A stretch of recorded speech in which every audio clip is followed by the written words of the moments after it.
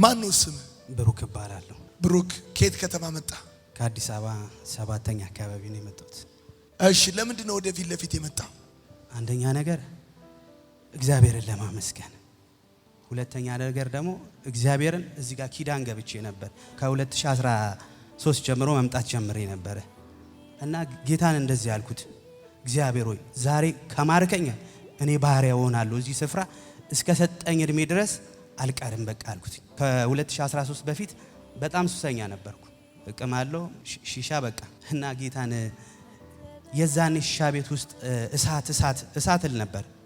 ግን አሁን ደግሞ እዚህ ጌታ አጋንንት ላይ እሳት እድል ስለሰጠኝ እግዚአብሔርን ለማመስገን እዚህ ስፍራ እንዳልቀር በእግዚአብሔር ፊት ቃል ገባው እና እኔ በጣም እድለኛ ነኝ። ይሁንዬ እንኳን በአንተ ዘመን እግዚአብሔር ፈጠረኝ፣ እንኳን ያንተ ዘመን ወጣት ሆንኩኝ፣ እንኳን ታሪክ ላይ ብቻ አልሰማው እግዚአብሔር ምስክሬ፣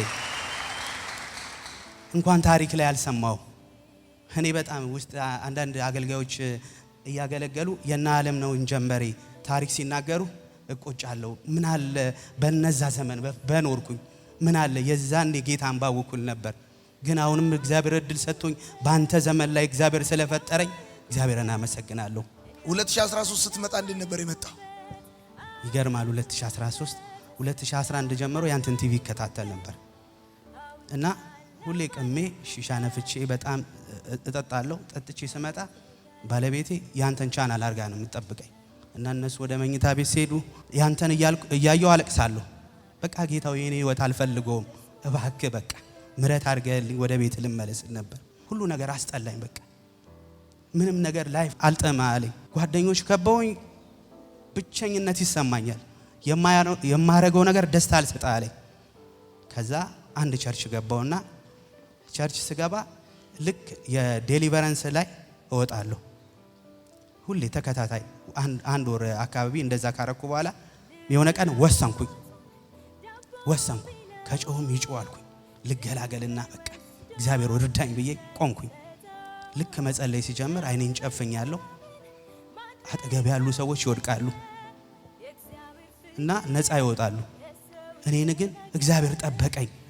የዛን የራሴን መጠበቅ ራሴን አልጠብቅም። እግዚአብሔር ለካ እየጠበቀኝ ነበረ። ለካ እግዚአብሔር በምገባበት ውስጥ ነበረ። ለካ በማልፈበት ነገር ውስጥ እግዚአብሔር ነበረ። እግዚአብሔር እየጠበቀኝ ነበር። ከዛ አላቅም ራሴን እንዴት እንደሆንኩ አላቅም። በጣም አለቀስኩኝ። ከዛ ወሰንኩ እዚህ ለመምጣት 2013 እዚህ መጣሁ። እዚህ ስመጣ እንደዚህ አልኩኝ፣ በቃ መጸለይ ጀመርኩ። እኔ ራሴን ለቼክአፕ ነው ባይዘው የመጣሁት። እኔ በቃ እንዲህ አጋንንት እኔ ላይ ያለ የለም የሚለውን እንጂ ላይፌ ይስተካከላል ምናምን የሚለው ላይ አልነበርኩ። ልክ እዚህ ስመጣ እግዚአብሔር አይደለም እኔን በቃ እንዴት እንደጠበቀኝ የበለጠ ተረዳው። እዚህ ለነፃ መውጣት ተጸለየ። ማታ ግን ተኝቼ እንደዚህ አይነት ህልም አየሁ። ብላክቦርድ ላይ የተጻፈ ነገር አየሁ። ማታ እሱን እያነበብኩኝ ለካ እግዚአብሔር ውስጤ ላይ ልሳን እየሞላ ነበረ። ያ የማነበው ነገር ልሳን ነበረ።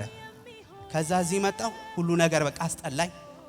ሁሉ ነገር አቆምኩ እና አንድ ነገር ወሰንኩኝ። በቃ እዚህ ጋር ጌታዊ እስከ ሰጠኝ እድሜ ድረስ እዚህ እመጣለሁ አልኩኝ።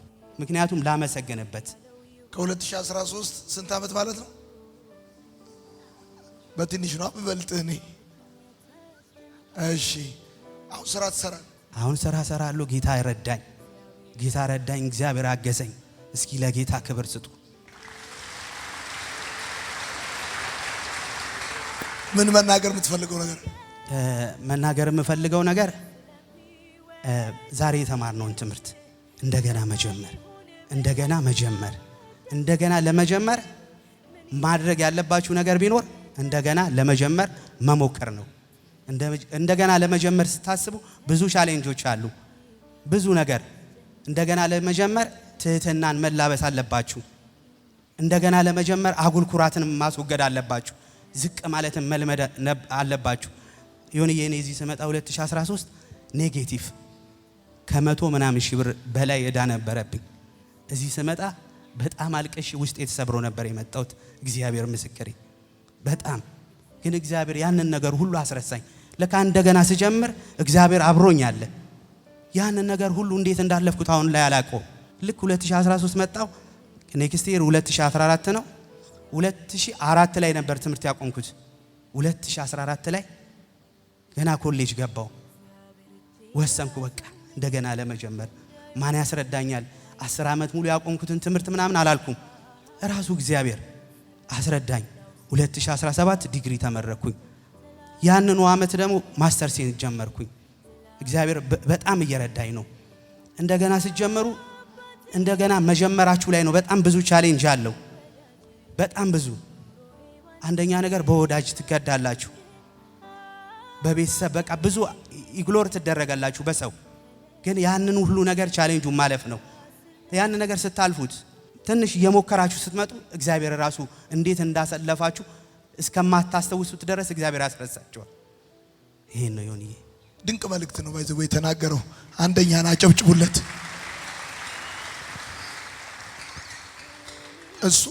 እሱ መናገሩ የእግዚአብሔር ፍቃድ ነው። ለምንድነው ያልኳችሁ? ይሄን እኔ የእግዚአብሔር መንፈስ ለሰዎች መልእክት ሲያመጣ የሚረዳ ሰው ነኝ።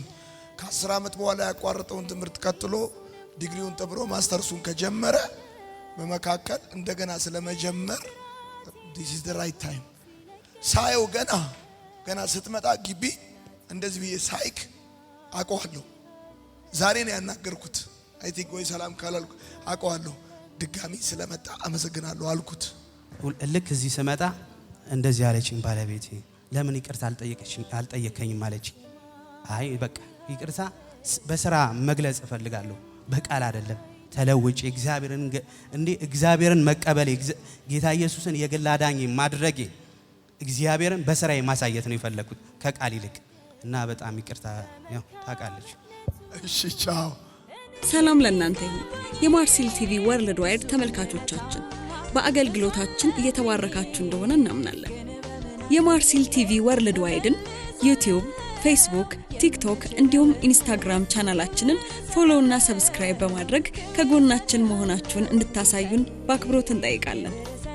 በአሜሪካ የምትገኙ የቤተ ክርስቲያናችንንና የመልካም ወጣት ፕሮጀክትን በገንዘባችሁ ማገልገል የምትወዱ ቅዱሳን በዜል ቁጥራችን +1 240 472 66 15 ላይ ገቢ በማድረግ ከጎናችን መቆም የምትችሉ መሆኑን እናሳውቃለን።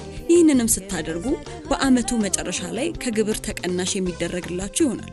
እንዲሁም ደግሞ ስክሪኑ ላይ በተዘረዘሩት የባንክ ሂሳብ ቁጥሮቻችን ገቢ በማድረግ ከቤተ ክርስቲያናችንና ከመልካም ወጣት ፕሮጀክት ጎን መቆም የምትችሉ መሆኑን ከወዲሁ እናሳውቃለን። የተወደዳችሁ የማርሲል ቲቪ ወርልድ ዋይድ ተመልካቾቻችን ከቤተ ክርስቲያናችንና ከመልካም ወጣት ፕሮጀክት ጎን ሆናችሁ ለምታሳዩን ድጋፍ ከልብ እናመሰግናለን። ጌታ ኢየሱስ አብዝቶ ይባርካችሁ። ለኔ ህይወት ክርስቶስ ነው። ክብር ሰጥሃለሁ ጌታዬ፣ ክብር ሰጥሃለሁ